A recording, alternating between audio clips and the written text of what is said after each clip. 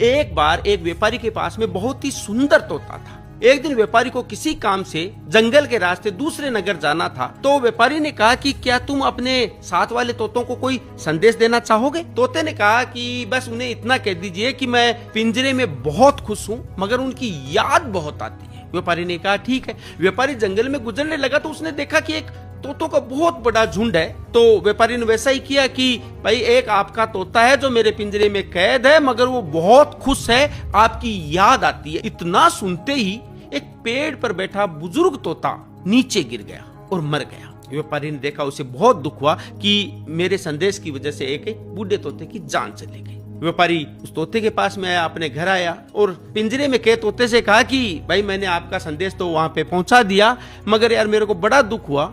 ये संदेश सुनते ही एक बूढ़ा तोता था, वो तो बेचारा मर ही गया। इतना सुनते ही वो जो पिंजरे में कैद तोता था वो भी नीचे गिर गया और फड़फड़ाने लगा और बेजान हो गया। व्यापारी को बड़ा दुख हुआ कि ये भी मर गया। उसने उसको बाहर निकाला और बगीचे में फेंक दिया। जो ही उसको बगीचे में फेंका, तोता अचानक से उड़ा और पेड़ पे जा बैठा और अपने मालिक से बोला कि मेरा जो बूढ़ा दोस्त था वो मरा नहीं था, वो मेरे को संदेश देना चाहता था कि अगर आजाद होना है, हमारे पास आना है, तो मरने का नाटक करो।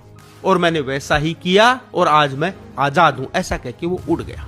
इस कहानी से हमें इतना ही सीखने को मिलता है कि अगर जिंदगी में आजाद होना है, सफल होना है, तो अपने बड़े बुजुर्गों की राय लेते रहिए, उनका कहा मानिए, उनके अनुभव आपके जिंदगी भर काम आएंगे।